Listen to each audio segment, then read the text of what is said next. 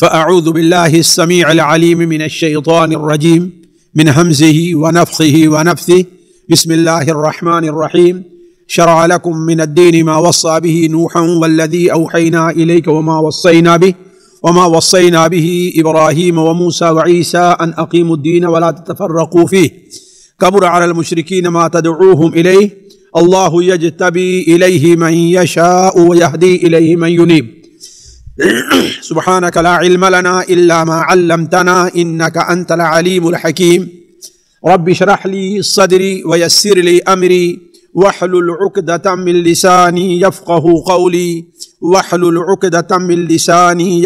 قولي عزیز ساتھیوں اور پیارے بھائیوں، آپ جانتے ہیں کہ یہ شعبان کا مہینہ اپنے بالکل آخری مرحلے میں ہے، آخری عشرہ داخل ہونے والا ہے۔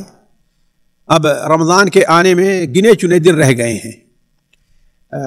میں کچھ یہی سوچ رہا تھا کہ رمضان سے متعلق، اس کے فضائل اہمیت سے متعلق کچھ باتیں آپ کے سامنے رکھی جائیں، تو یہ دیکھا کہ ابھی ایک ہفتہ اور ہے، تو اس سلسلے میں مجھے روزے کی اہمیت ہی سے متعلق جس حدیث میں روزے کی اہمیت کا ذکر ہے وہ حدیث میرے ذہن میں آئی، چونکہ اس حدیث کے اندر ہمارے اور آپ کے لیے بہت سے فائدے ہیں، روزے کی اہمیت کے علاوہ اور بھی بہت سے فائدے ہیں، اس لیے ہم نے سوچا کہ آج کی مجلس میں اسی حدیث کو آپ کے سامنے رکھا جائے۔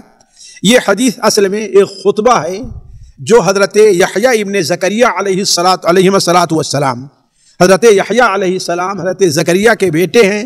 حضرت زکریا علیہ السلام کی عمر جب اس حد کو پہنچ گئی کہ اس کے بعد اب اولاد کی امید نہیں رہتی ہے، اور ان کی بیوی کا بھی معاملہ تھا کہ وہ بانجھ تھی، لا ولد، ان کے ہاں بیٹا اولاد نہیں ہوتی تھی، لیکن حضرت زکریا علیہ السلام اللہ تعالیٰ سے برابر دعا کرتے رہے یہاں تک کہ اللہ تعالیٰ نے انہیں بیٹا دیا، اور جب بیٹے کی خوشخبری دیا تو حضرت یحییٰ علیہ السلام کو خود تعجب ہوا کہ اے اللہ، یہ کیسے ہو سکتا ہے؟ ایک تو میں اس قدر بوڑھا ہو چکا ہوں کہ ہماری ہڈیوں میں اب کوئی طاقت، کوئی گودا ہے ہی نہیں، اور دوسرے ہماری بیوی جو بانجھ ہے اب اس کو اولاد کیسے ہوگی؟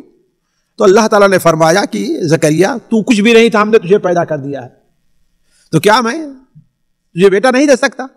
تو علی کل حال اس عمر میں اللہ تعالیٰ نے انہیں بیٹا دیا تھا، اور ان کے بعد یہ بیٹا بھی اللہ کا نبی ہوا ہے، بنو اسرائیل کا نبی۔ یہ حضرت عیسیٰ ابن مریم علیہ السلام کے خالہ زاد بھائی تھے، حضرت یحییٰ، اور یہ دونوں حضرت عیسیٰ ابن مریم اور حضرت یحییٰ دونوں ایک ساتھ نبی ہوئے ہیں، ایک وقت میں دونوں بنو اسرائیل کے نبی تھے۔ تو یہی حضرت یحییٰ ابن زکریا علیہ السلام سے متعلق سنن ترمذی وغیرہ میں ایک حدیث ہے جس میں ان کے ایک خطبے کا ذکر ہے، وہی حدیث میں آج آپ کے سامنے رکھنا چاہتا ہوں۔ اس حدیث کے اندر ہے، اور اس حدیث کے راوی ایک صحابی حارث جن کی کنیت ابو مالک ہے الاشعری رضی اللہ تعالی عنہ ہیں، وہ بیان کرتے ہیں کہ نبی کریم صلی اللہ علیہ وسلم نے ارشاد فرمایا کہ اللہ تبارک و تعالی نے حضرت یحییٰ علیہ السلام کو 5 باتوں کا حکم دیا ہے۔ کتنی باتیں؟ 5۔ یہ 5 یاد رکھنے کی ہیں۔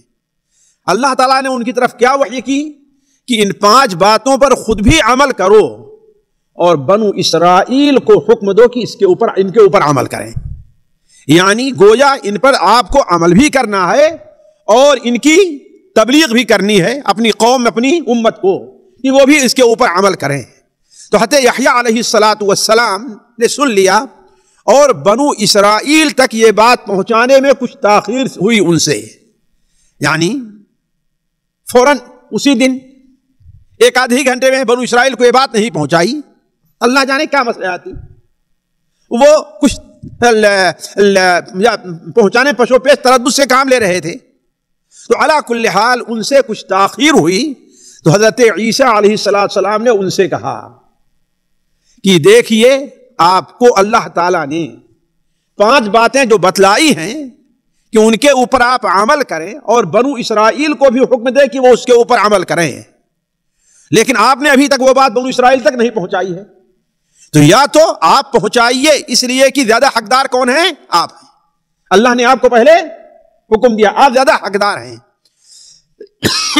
اور اگر آپ نہیں پہنچائے تو پھر میں یہ باتیں بنو اسرائیل تک پہنچاتا ہوں، ان کو بتلاتا ہوں۔ حضرت یحییٰ نے کہا کہ یہ نہیں ہو سکتا، یہ نہیں ہو سکتا.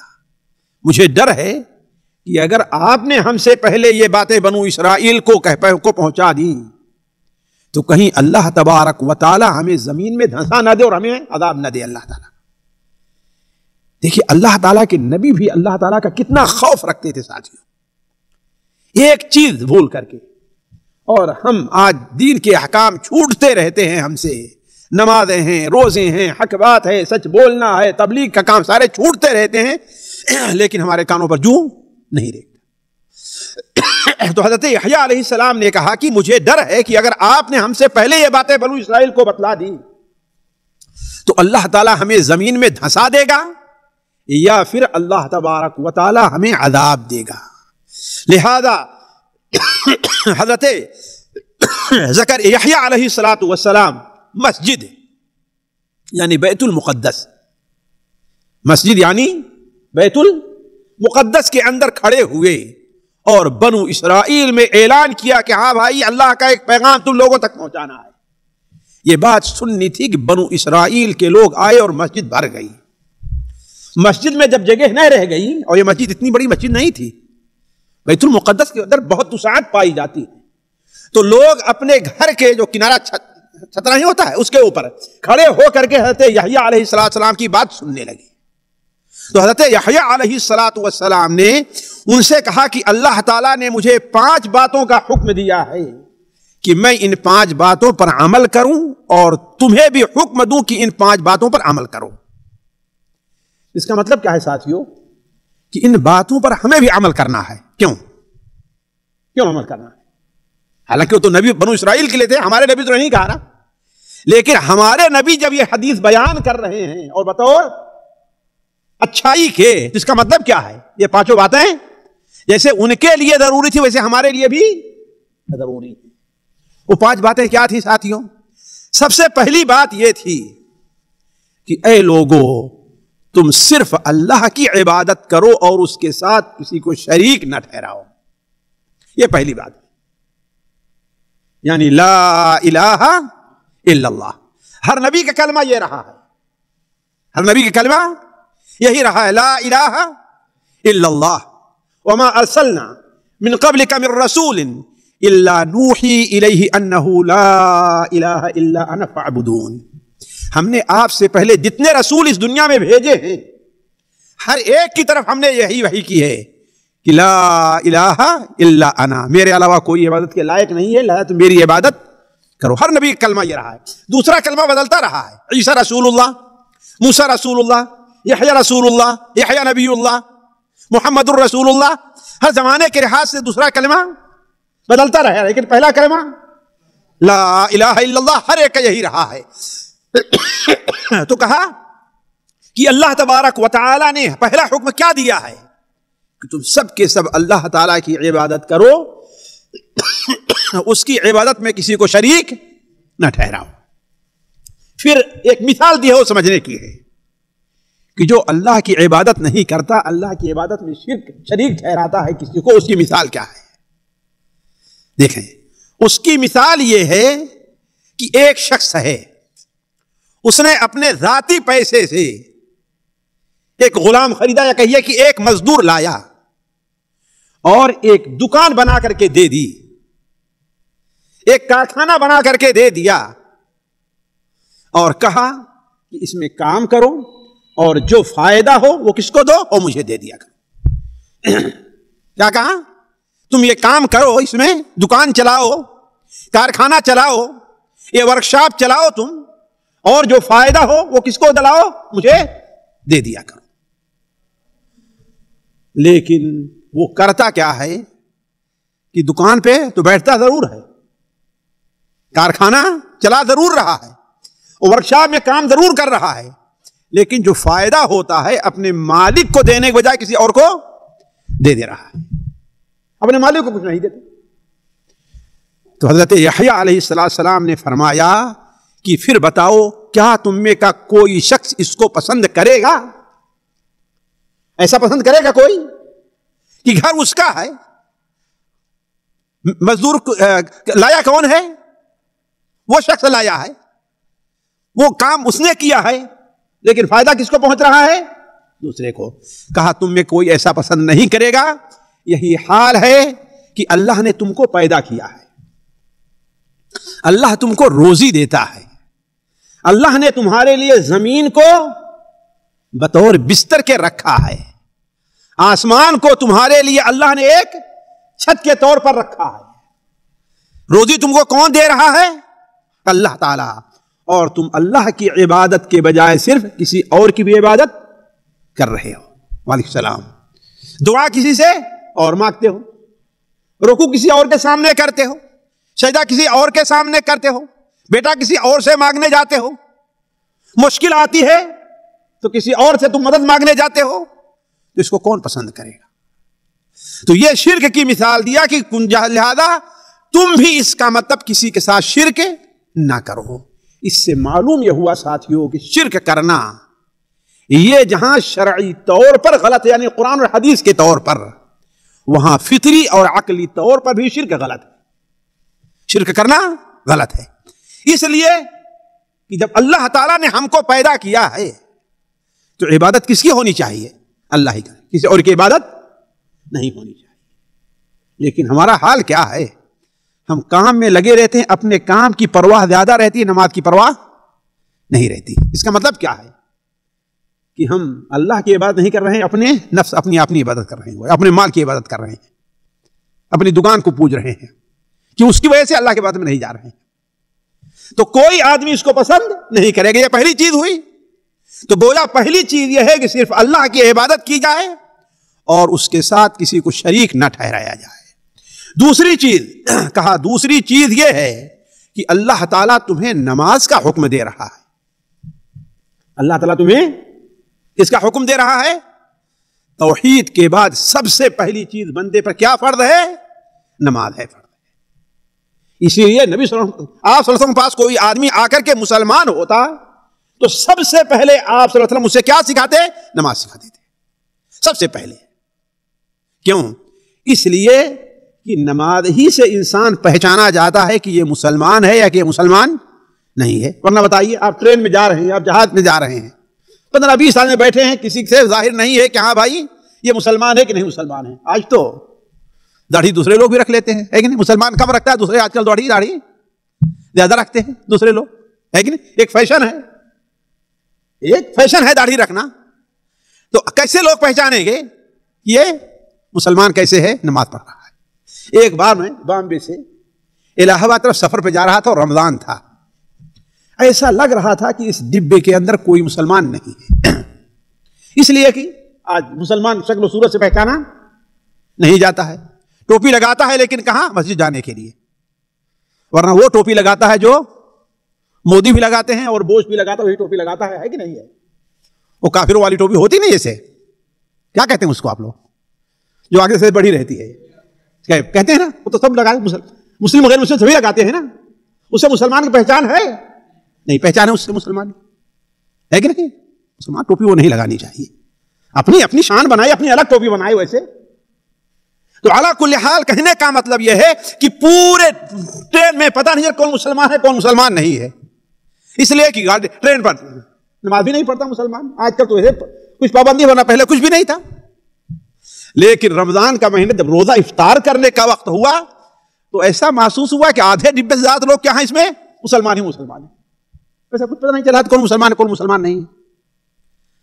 لیکن نماز جو 5 وقت کی ہے یہ مسلمان کی پہچان ہے. اسی لیے اندازہ کریں, صحیح مسلم میں حضرت جابر بن عبداللہ کہتے بریدہ کی روایت کیا ہے, اللہ کے رسول صلی اللہ علیہ وسلم نے ارشاد فرمایا, ہمارے درمیان اور شرک اور کفر کے درمیان فرق کرنے والی چیز کیا ہے؟ نماز ہے. جس نے نماز پڑھ کو چھوڑ دیا گویا اس نے کفر کیا ہے. تو حضرت یحییٰ علیہ السلام نے کیا فرمایا کہ اللہ تعالیٰ نے تمہیں نماز پڑھنے کا حکم دیا ہے, لہذا تم نماز پڑھو, اور نماز پڑھو تو اس میں تمہیں ادھر ادھر دیکھنا نہیں ہے, ادھر ادھر متوجہ نہ ہو. نماز کس طرف دیکھنا ہے؟ قبلے کی طرف, اپنی آنکھ سے. اور اپنے دل سے کس طرف دیکھنا ہے؟ جی اللہ کی طرف, ہے کہ نہیں؟ دل کدھر لگا رہے انسان کا؟ یہ سوچے انسان ذہن میں کہ کہاں کھڑا ہے وہ؟ اللہ کے سامنے کھڑا ہے۔ اسی لیے حدیث میں ہے کہ جب بندہ نماز پڑھنے کھڑا ہوتا ہے تو اللہ کی رحمت اس کے سامنے ہوتی ہے۔ اسی لیے نمازی کے آگے سے گزرنے سے منع کیا گیا ہے، بلکہ بعض بات فَإِنَّ اللَّهَ تِلْقَاءَ وَجْهِهِ، اللہ تعالیٰ اس کے چہرے کے سامنے ہے۔ اس لیے کہ آپ دو آدمی کھڑے ہو کر کے بات کرتے رہیں، کوئی آدمی درمیان سے گزرے تو آپ کو اچھا لگے گا؟ اچھا لگے گا آپ کو؟ ہے کہ نہیں؟ تو آپ اللہ کے سامنے کھڑے ہیں، اسی لیے نمازی اور اس کے سجدے کے درمیان سے گزرنا جائز نہیں ہے۔ نمازی کے اور اس کے سجدے کے درمیان سے گزرنا جائز نہیں ہے۔ تو انسان جب نماز میں کھڑا ہو تو صرف اس کا چہرہ ہی قبلے کی طرف نہ ہو، بلکہ اس کا دل بھی کدھر ہونا چاہیے؟ اللہ کی طرف متوجہ ہونا چاہیے۔ تو حضرت یحییٰ علیہ السلام نے کہا کہ اگر تم نماز پڑھو تو ادھر ادھر نہ دیکھو، ادھر ادھر متوجہ نہ ہو، تمہاری توجہ، تمہارا خیال ادھر ادھر نہ جائے، اس لیے کہ جب تک بندہ اپنی نماز میں ادھر ادھر متوجہ نہیں ہوتا، اللہ تبارک و تعالی بھی اپنا چہرہ بندے کے چہرے کی طرف جمائے رکھتا ہے۔ وہ اللہ تعالیٰ بھی بندے کو دیکھ رہا ہے، لیکن جب بندہ ادھر ادھر دیکھنے لگا تو اللہ تعالیٰ بھی اس کو چھوڑ دیتا ہے۔ اسی لیے نبی کریم صلی اللہ علیہ وسلم صحیح بخاری میں ہے، آپ نے بیان فرمایا کہ نماز میں ادھر ادھر متوجہ نہ ہو، اس لیے کہ نماز میں ادھر ادھر دیکھنا یہ ہلاکت ہے، گویا نماز کے ثواب کو ختم کر دیتی، نماز کے ثواب کو۔ تو علی کل حال دوسری چیز کیا ہے جس کا حضرت یحییٰ علیہ السلام نے حکم دیا؟ کیا ہے وہ؟ نماز پڑھو۔ پہلی چیز کیا تھی؟ توحید، لا الہ الا اللہ، ہے نا؟ دوسری چیز ہے۔ تیسری چیز کیا ہے؟ اور اللہ تعالیٰ نے تمہیں روزہ کا حکم دیا ہے۔ ساتھیو، تمام نبی جو اس دنیا میں آئے ہیں، یہ چیزیں ساری کے اندر پائی جاتی تھی۔ ہر نبی نماز پڑھتا تھا، ہر نبی روزہ رکھتا تھا، ہر نبی توحید کا پابند تھا، لیکن لوگوں نے آج اس کو بدل دیا ہے۔ آج مسلمانوں نے کیا نماز کی کیفیت بنا دی ہے۔ ایک جگہ میں گیا تو کیا دیکھتا ہوں کہ اقامت ہونے جا رہی، امام صاحب آئے اور ممبر پر بیٹھ، مصلی پر بیٹھ گئے۔ ارے بھائی، یہ کھڑے ہونے کی جگہ ہے، بیٹھنے کی جگہ ہے۔ سوچئے، آ رہے ہیں باہر سے، نبی صلی اللہ علیہ وسلم کی تعلیم بیٹھ جانے کی ہے جی، کھڑے ہونے کی، سب سیدھی کرنے کی، اور امام صاحب کیا ہے، آئے اور بیٹھ گئے، اور جہاں تکبیر ختم ہوئی خود اللہ اکبر، کیا یہ بھی نہیں کہ ہماری اس پہ درست کر لو، سیدھی کر لو، آگے ہو جاؤ، پیچھے ہو جاؤ۔ آپ صلی اللہ علیہ وسلم لوگوں کی طرف متوجہ ہو کر کے سب سیدھی کیا کرتے تھے کہ بھائی تم آگے ہو، پیچھے ہو جاؤ، دیکھو برابر ہو جاؤ، درمیان میں جگہ اس کو پر کر لو، لیکن کچھ نہیں۔ تو کہنے کا مطلب یہ ہے کہ آج بھی مسلمانوں نے نماز کی کیفیت کو کیسے بدل دیا ہے۔ تو اللہ کل حال آپ صلی اللہ علیہ وسلم، حضرت یحییٰ علیہ السلام نے دوسری چیز کا نماز کا حکم، تیسری چیز کیا ہے؟ کہا اللہ تعالیٰ تمہیں روزے کا حکم دیا ہے، یعنی روزہ رکھو۔ گویا روزہ اس قوم کے اوپر بھی فرض تھا جیسے ہمارے اوپر فرض ہے۔ اس لیے اللہ تعالیٰ فرماتا ہے یا ایھا الذین آمنوا کتب علیکم الصیام کما کتب علی الذین من قبلکم لعلکم تتقون، اے وہ لوگوں جو ایمان لے آئے ہو، اے لوگوں جو ایمان لے آئے ہو، کتب علیکم الصیام، تمہارے اوپر روزہ فرض کیا گیا ہے، اسی طرح جس طرح تم سے پہلی قوموں کے اوپر روزہ فرض کیا گیا تھا۔ دنیا میں کوئی نبی ایسا نہیں آیا جو روزہ نہ رکھتا رہا ہو۔ اسی لیے دیکھیں آج ہر قوم میں روزے کا تصور ہے، ہر قوم میں، حتیٰ کہ ہندو ہے ان کے ہاں بھی روزے کا تصور ہے، وہ بھی روزہ رکھتے ہیں، وہ بھی جس کا نام اپواس کرنا، بھوکا رہنا، ایسا رکھتے ہیں وہ۔ لیکن یہ الگ بات ہے کہ ان کا روزہ تماشا ہے، اس لیے کہ وہ آگ پر یہ کھانے کی طرح پکی چیز نہیں کھائیں گے، لیکن پھل کھائیں گے، پانی پیئیں گے، وہ نہیں ہے، لیکن کھانا نہیں کھائیں گے۔ جس کو ہمارے یہاں کہتے ہیں بھونی ہوئی چیز، چنا ہے، یہ ہے، یہ سب چیزیں وہ کھائیں گے۔ لیکن اصل کیا کہنا چاہ رہے، گویا روزے کا ایک تصور ہے ان کے یہاں کہ روزہ رکھنا چاہیے۔ تو جتنی قومیں آئی ہیں، اور ساتھیوں بعض روایت سے پتہ چلتا ہے کہ بنو اسرائیل پر بھی 1 مہینے کا روزہ فرض تھا۔ کتنا؟ 1 مہینے سے اس قوم پر فرض، لیکن انہوں نے 40 کر لیا۔ کیوں؟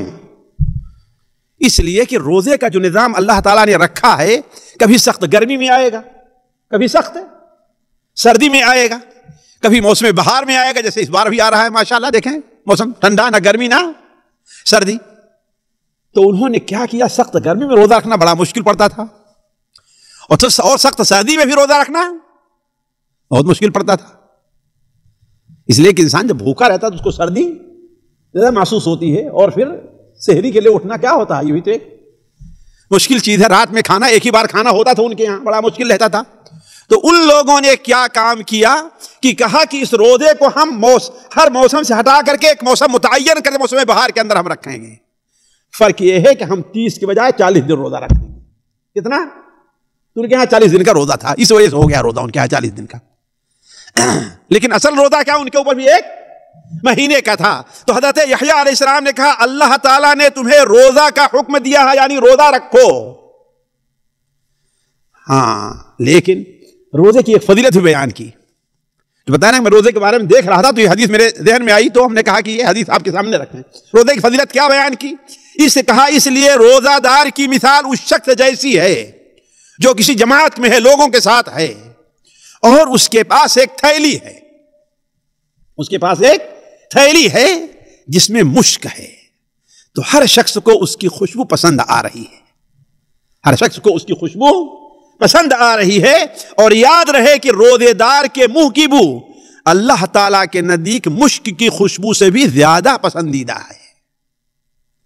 اللہ تعالیٰ روزے داروں کو قیامت کے دن یہ نعمت عطا کرے گا کہ سارے لوگ جب اس میدان میں ہوں گے، سارے لوگ پیاسے ہوں گے لیکن روزہ دار پیاسا نہیں ہوگا.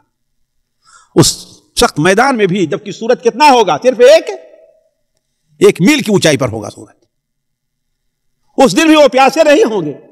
اور دوسری چیز یہ ہے کہ وہ جس جگہ کھڑے ہوں گے ادھر سے چاروں طرف خوشبو پھیل رہی ہوگی، چاروں طرف خوشبو پھیل رہی ہوگی. اسی لیے حضرت یحییٰ علیہ السلام نے کہا اس کی مثال اس شخص جیسی ہے جو ایک جماعت میں ہے، اس کے پاس ایک تھیلی ہے. جیسے ابھی یہاں پر ایک آدمی مشک کی خوشبو جو ہے یا کوئی خوشبو کا ایک باٹل لیے ہو اور اس کو کھول دے تو ادھر سے خوشبو ادھر جائے گا، لوگ اس طرح متوجہ ہوں گے نا، متوجہ ہوں گے. ہر آدمی اس کو اچھا سمجھے گا نا، چاہے گا کاش میرے پاس بھی یہ خوشبو ہوتی. اس کے بعد خیر بات زیادہ ہو جائے گی. چوتھی چیز جس کا حکم دیا وہ کیا حکم ہے؟ چوتھی چیز حضرت یحییٰ علیہ السلام نے کہا اللہ تعالیٰ نے تمہیں صدقہ کا حکم دیا ہے. کس کا حکم دیا ہے؟ صدقہ کرنے، جیسے زکوٰۃ دینے کا. تو گویا یہی سے سنتے چلیے، گویا نماز، توحید، نماز، روزہ اور زکوٰۃ یہ دوسری قوموں کے اوپر بھی فرض رہی ہیں. اسی لیے حضرت اسماعیل علیہ السلام متعلق اللہ تعالیٰ فرماتا ہے وَكَانَ يَأْمُرُ أَهْلَهُ بِالصَّلَاةِ وَالزَّكَاةِ وَكَانَ عِنْدَ رَبِّهِ مَرْضِيًّا. حضرت اسماعیل علیہ السلام اپنے اہل و عیال کو نماز کا اور زکوٰۃ کا حکم دیا کرتے تھے. تو حضرت یحییٰ علیہ السلام نے کہا اللہ تعالیٰ تمہیں صدقہ کرنے کا حکم دیتا ہے، لہذا تم لوگ صدقہ کیا کرو. صدقہ کس کو کہتے ہیں ساتھیوں؟ جی کس کو کہتے ہیں؟ بتائیں کس کو کہتے ہیں؟ دان کرنے کو صدقہ. لیکن صدقہ کیوں کہتے ہیں؟ صدقہ صدق سے بنا ہے، سچا. ہاں، کیوں اس کو صدقہ کہتے ہیں؟ اس لیے کہ یہ جو دان دیا جائے اللہ تعالیٰ کے نزدیک اسی وقت قبول ہے جبکہ دل کی سچائی سے، دل کی خوشی سے دیا جائے. اگر دل خوش نہیں ہے چاہے لاکھ دے دیجیے آپ کوئی فائدہ نہیں. دل سے اللہ کو راضی کرنا مقصد نہیں ہے بلکہ لوگوں کو، اس کا کوئی فائدہ، بلکہ یہی چیز قیامت کے دن آپ کے لیے وبال بن سکتی ہے. اسی لیے جانتے ہیں صحیح مسلم میں ہے کہ سب سے پہلے جہنم میں 3 آدمی جائیں گے. 3 آدمی جہنم میں جائیں گے سب سے پہلے. وہ کون ہے؟ کسی کو معلوم ہے؟ وہ 3 آدمی کون ہیں؟ ایک قرآن مجید کا قاری، حافظ اور عالم ہوگا، اور دوسرا مالدار ہوگا، دوسرا پیسے والا ہوگا، اور تیسرا بہادر پہلوان ہوگا. یہ 3 آدمی سب سے پہلے جہنم میں جائیں گے. اللہ تعالیٰ حافظ قرآن، قاری قرآن اور عالم قرآن کو بلائے گا اور کہے گا ہم نے تجھے قرآن کی نعمت نہیں دی تھی؟ کہا اللہ ضرور آپ نے دیا تھا. کہا اس کا حق تم نے کیا ادا کیا؟ کہا اے اللہ تعالیٰ ہم نے لوگوں کو سکھلایا قرآن، مجلس میں پڑھا کرتا تھا، لوگ ہماری آڈیو اور ویڈیو سیڈیاں لے کر کے جایا کرتے تھے، ہم نے تو پوری دنیا میں تیرے قرآن کا چرچا کر دیا ہے. اللہ تعالیٰ فرمائے گا تو جھوٹ بول رہا ہے. کون کہے گا؟ جھوٹ بول رہا ہے. اللہ تعالیٰ کا یہ فرمان سن کر کے فرشتے کہیں گے تو جھوٹ بول رہا ہے. اللہ تعالیٰ فرمائے گا تو نے اس لیے پڑھا ہے تاکہ لوگ کہیں کہ یہ بہت بڑا قاری اور بڑا اچھا قاری ہے. تم نے قرآن پر تقریر اس لیے کی ہے تاکہ لوگ کہیں بڑا اچھا مقرر ہے، بڑا اچھا خطیب ہے. تو تجھے دنیا میں کہہ دیا گیا، جاؤ ہو گیا تمہارا معاملہ. اور مالدار کو بلائے گا اللہ تعالیٰ، کہے گا ہم نے تجھے مال نہیں دیا تھا؟ ہر قسم کا مال دیا ہم نے، ہر قسم کی جائیداد تمہارے پاس موجود تھی، تم نے اس کے مطابق کیا عمل کیا؟ وہ کہے گا اے اللہ تعالیٰ ہم نے ہر جگہ خرچ کیا ہے، مسجد ہم نے بنوائی ہے، یتیم خانہ ہم نے بنوایا ہے، مدرسے میں ہم نے دیا ہے، بیواؤں کے اوپر ہم نے خرچ کیا ہے، ہم نے تو تیرا دیا ہوا مال تیرے راستے میں خرچ کیا ہے. اللہ تعالیٰ فرمائے تو جھوٹ بول رہا ہے. فرشتے کہیں گے تو جھوٹ بول رہا. اللہ تعالیٰ فرمائے گا تو نے خرچ اس لیے کیا ہے تاکہ تجھے کہے کہ تو بہت مالدار تھا، تیرا نام ہو، تیری شہرت ہو، اس لیے لکھا جاتا تھا فلاں صاحب نے اتنا خرچ کیا ہے نا. تو دنیا میں کہہ دیا گیا میرے پاس کچھ بھی نہیں ہے، لہذا اٹھا کے جہنم میں ڈالنے کا حکم دے دیا جائے گا. تو کہنے کا مطلب صدقہ کس کو کہتے ہیں؟ جو دل کی سچائی سے اللہ کو راضی کرنے کے لیے اسے اس کا نام صدقہ پڑا ہے، اسی لیے اس کا نام صدقہ پڑا ہے. تو حضرت یحییٰ علیہ السلام نے کہا اللہ تعالیٰ نے تمہیں صدقہ کرنے کا حکم دیا ہے، اسی لیے تم لوگ صدقہ کرو. جس کے پاس زکوٰۃ ہے وہ زکوٰۃ دے، جس کے پاس نہیں ہے وہ نفلی صدقہ اللہ کے راستے میں کرے. اس لیے کہ اللہ کے عذاب سے بچانے میں جتنا صدقہ کا دخل ہے ساتھیوں، شاید توحید کے بعد کسی اور چیز کا دخل نہ ہو. توحید کے بعد کسی اور چیز کا دخل نہ ہو. حضرت عبداللہ بن مسعود رضی اللہ تعالیٰ عنہ سے شعب الایمان میں ایک حدیث ہے، یاد آئی تو میں بیان کر دوں آپ کو، کہ ایک راہب اپنے گرجا گھر میں عبادت کیا کرتا تھا. وہ کسی بات نہیں کرتا تھا. ایک عورت بکریاں چراتی تھی، آ کر کے وہیں پر سائے میں رہا کرتی تھی. تو ایک دن شیطان اس کے پاس آیا کہ تم اکیلے ہو، وہ اکیلے ہے، ذرا اس سے نکل کر کے اپنے اوپر سے بات کر لیا کرو تاکہ اس کو بھی تسلی ہو اور تمہیں بھی تسلی ہو. یہ بھی نیکی کا کام ہے نا، لوگوں کے دل کو خوش کرنا یہ نیک کام ہے. اور بھی بیچاری تھکی رہتی ہے، اس سے کوئی بات کرنے والا تم سے بات کرو. شیطان کس طریقے سے؟ اس لیے کہ شیطان بڑا ہوشیار ہے، بڑا تجربے کار ہے. وہ جانتا ہے کہ مولوی کو دھوکہ کہاں سے دیا جائے گا، اور جاہل کو دھوکہ کہاں سے دیا جائے گا، عالم کو دھوکہ کہاں سے دیا جائے گا، عورت کو دھوکہ کہاں، مرد کو دھوکہ کہاں سے، بچے کو دھوکہ کہاں سے دیا جائے گا. اس لیے کہ آج ہم میں سے ایک آدمی اگر 10 سال کوئی کام کرے تو اس کو بڑا تجربہ ہو جاتا ہے نا، لوگ اس سے پوچھتے رہتے ہیں. اور وہ تو یہ دھندا کتنے سالوں سے کر رہا، اس کو تجربہ نہیں ہوگا. تو وہ بزرگ صاحب جو تھے، پیر صاحب، ان کے پاس گیا. ارے اس سے کیا فرق پڑے گا، اور آپ کے بات کرنے سے اس بیچاری کا دل خوش ہوگا، ہے نا. اور دل کا خوش کر دینا یہ بہت بڑی نیکی ہے. لہذا اس سے بات کرنے لگے. بات کرتے کرتے معاملہ آگے بڑھا، یہاں تک کہ دونوں میں زنا ہو گیا. دونوں میں زنا. جب زنا ہو گیا 60 سال تک وہ نیک عبادت کرتا رہا ہے، اور صرف 6 بار زنا کیا ہے بس. پھر اس کے بعد انہیں احساس ہوا کہ ہم سے بہت بڑی غلطی ہو گئی، لہذا وہاں سے نکل کے بھاگ کھڑے ہو. کہ اب یہاں ہمارے لیے رہنا مناسب نہیں، کیوں یہاں رہیں گے تو پھر ہم سے گناہ ہوگا، لہذا چھوڑ کر کے بھاگ گئے. گئے تو ایک ٹھکانہ کیا ہوتا ہے، مولوی کا ٹھکانہ، مسجد کے علاوہ اور کیا ملے گا بھائی، ہے کہ نہیں ہے. ایک مولوی کا ٹھکانہ کہاں ہے، اللہ کا گھر ہے. جا کر کے اس میں وہاں بیٹھ گئے. وہاں کے لوگ دیکھتے ہیں کہ آدمی ہے، آیا ہے، نہ کسی سے بات کرتا ہے، کچھ نہیں، پوچھو کچھ جواب نہیں دیتا ہے. 1 دن ہو گیا، 2 دن ہو گیا، 3 دن، کچھ نہ کھاتا ہے، پتہ نہیں کہاں سے کھاتا ہے، بس بیٹھا مسجد میں ہے، رو رہا ہے اور اللہ کی بات کر رہا ہے بس. تو ایک دن ایک آدمی کو ان کے اوپر رحم آیا، گھر سے گیا اور روٹی لے آ کے دے دیا کہ اللہ کے بندے یہ روٹی لو کھاؤ تو، نہیں تو مر جاؤ گے اس طریقے سے. تو روٹی لیا اور کنویں پر گیا کہ پانی نکالے، اور پانی، روٹی کھا کر کے پانی پی لے. پانی نکال رہا تھا کہ اتنے میں ایک فقیر وہاں سے آ گیا، جا رہا تھا. اس نے کہا اللہ کے نام پر کچھ دے دو، اللہ کے نام پر کچھ دے دو.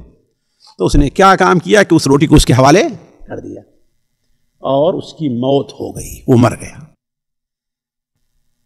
ساتھیوں، حضرت عبداللہ مسعود کا صحیح طرح سے یہ قصہ ہے کہ جب اس کی موت ہو گئی، وہ مر گیا، تو اب اس کے نامہ اعمال اللہ تعالیٰ کے حضور پیش ہوئے.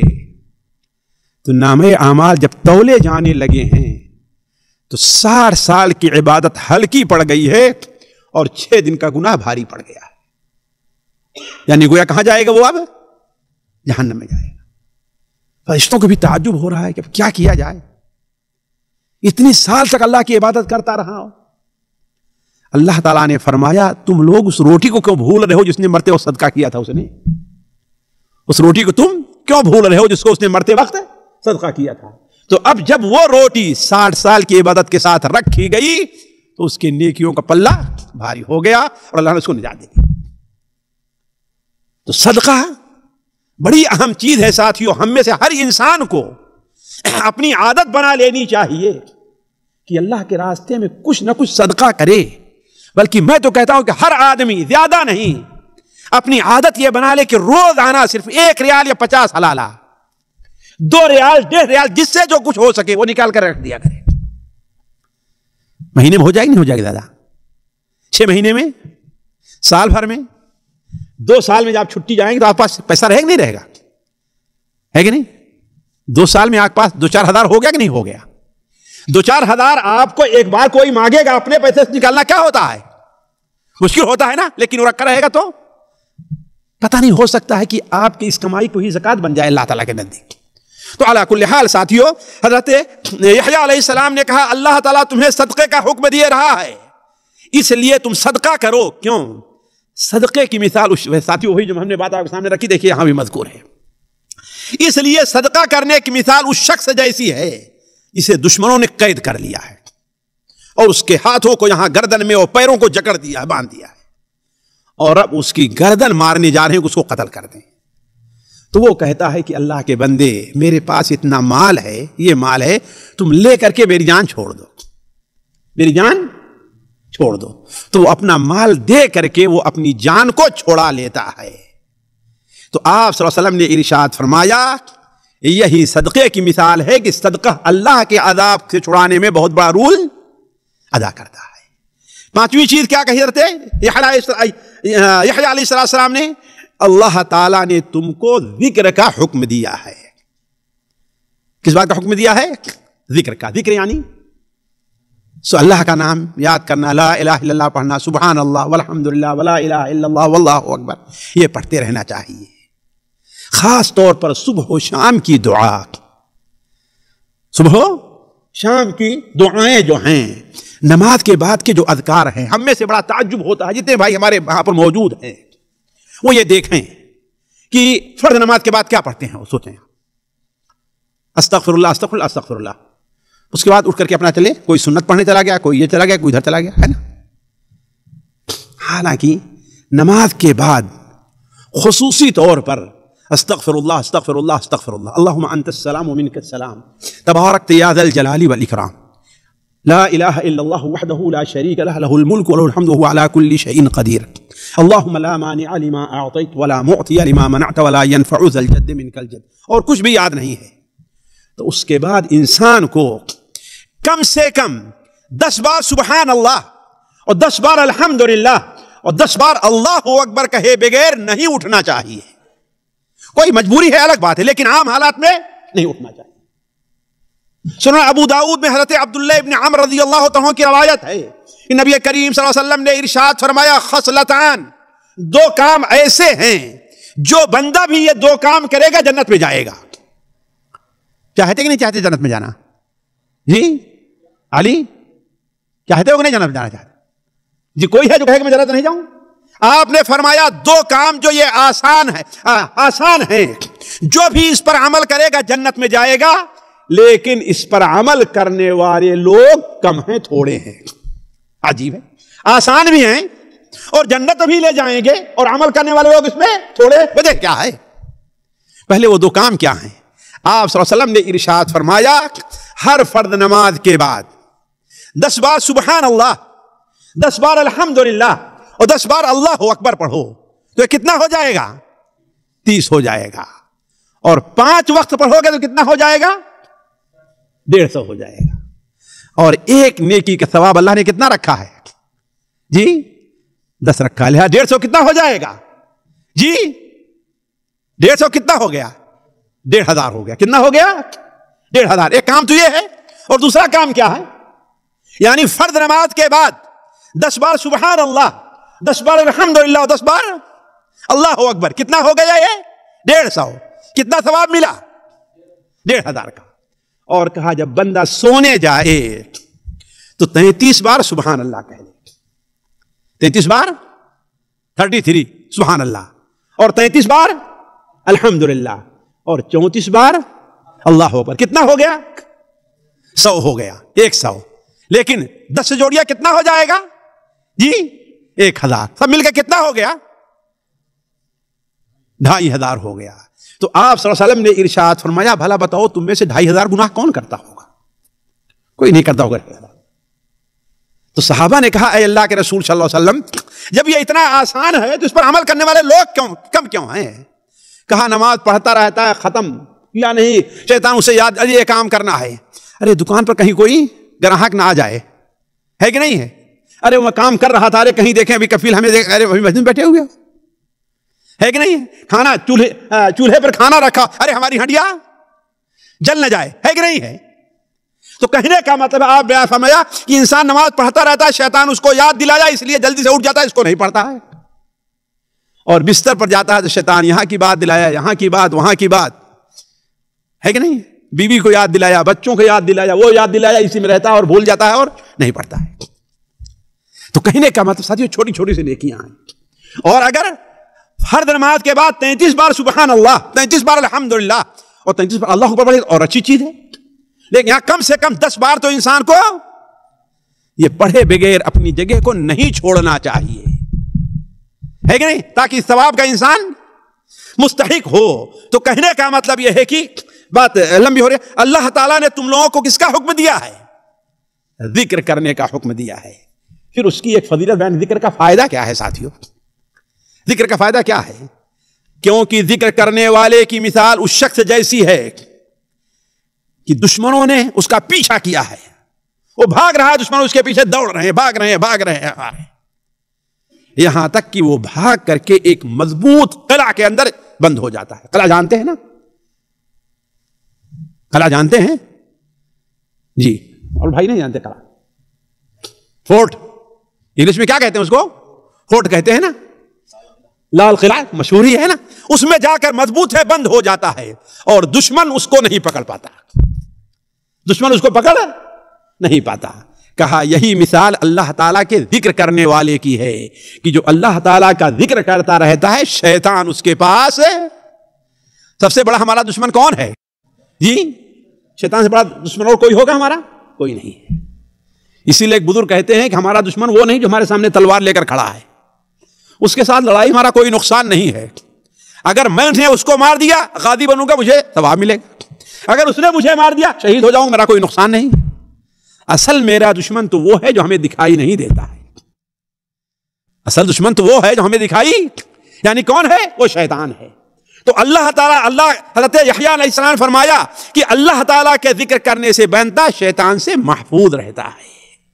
تو کہنے کا مطلب یہ ہے ساتھیو، حدیث تو اور لمبی ہے لیکن میں طول دوں تو بہت ہو جائے گی، لیکن صرف یہاں تک جو زیادہ فائدے کی ہے وہ یہی ہے کہ اللہ تعالیٰ کے نبی حضرت یحییٰ علیہ السلام نے اپنی قوم کو 5 باتوں کا حکم دیا تھا جن کا اہتمام ہمیں کرنا چاہیے۔ یہ 5 باتیں یاد رہیں گی؟ پہلا کیا ہے؟ دوسری چیز، تیسری چیز روزہ، چوتھی چیز صدقہ اور خیرات زکوٰۃ، اور 5ویں چیز اللہ کا ذکر ہے۔ اللہ کا ذکر ایک ایسی عبادت ہے جس میں کوئی مشکل نہیں ہے۔ آپ کام کر رہے ہیں سبحان اللہ اللہ کو پڑھتے رہیے، ہے کہ نہیں؟ ڈرائیور ہیں آپ پڑھتے رہیے، آپ کام کر رہے ہیں آپ پڑھتے رہیے، ورک شاپ میں ہیں آپ پڑھتے، کوئی روکے گا آپ کو؟ کوئی نہیں روکے گا۔ اللہ اکبر، سبحان اللہ والحمد للہ ولا الہ الا اللہ۔ آپ کو عدد کا پتہ نہیں ہے لیکن اللہ تعالیٰ ساری عدد کو آپ کے کتنی بار کا اس کو تو معلوم ہے نا کہ نہیں معلوم، اس کو کہتے رہیے۔ اس کا فائدہ یہ ہوگا کہ آپ کا دل بھی لگے گا اور شیطان سے آپ محفوظ رہ جائیں گے۔ اللہ تعالیٰ سے دعا ہے کہ اللہ تعالیٰ ہمیں اور آپ کو ان باتوں پر عمل کرنے کی توفیق عطا فرمائے۔ اللہ تعالیٰ ہمیں شیطان کے شر سے محفوظ رکھے، اللہ تعالیٰ ہمیں دشمنوں کی قید سے، دشمنوں کے فتنے سے اللہ ہمیں اور آپ کو محفوظ رکھے۔ سبحانک اللہم و بحمدک، اشہد ان لا الہ الا انت، استغفرک و اتوب الیک۔ سامعین کرام، ہمارے علمی اور عوامی دروس اور سوال و جواب کی مجلسوں سے آپ خود بھی مستفید ہوں اور اپنے دوست و احباب کے ساتھ بھی شیئر کریں۔ عین ممکن ہے کہ آپ کے شیئر سے کسی کی اصلاح اور آپ کے لیے صدقہ جاریہ بن جائے۔ واٹس ایپ پر اسلامک میسج حاصل کرنے کے لیے نمبر نوٹ فرمائیں: یعقوب عزیز 009665089597007۔ واٹس ایپ سوال جواب گروپ میں ایڈ ہونے کے لیے نمبر نوٹ فرمائیں: عبدالسلام عمری 009665026272622۔ نمبر بھیجتے ہوئے نام اور پتہ ضرور لکھیں۔ اسی طرح ہمارے یوٹیوب چینل اسلامی دعویٰ کو ضرور سبسکرائب کریں تاکہ ہماری ہر نئی اور اہم ویڈیو کی اطلاع آپ کو فوری حاصل ہو جائے۔ تمام دروس، مقالات اور سوال و جواب سیریز کے لیے ہماری مشہور ویب سائٹ www.islamidawah.com کا مشاہدہ کرتے رہیں۔ السلام علیکم ورحمۃ اللہ وبرکاتہ۔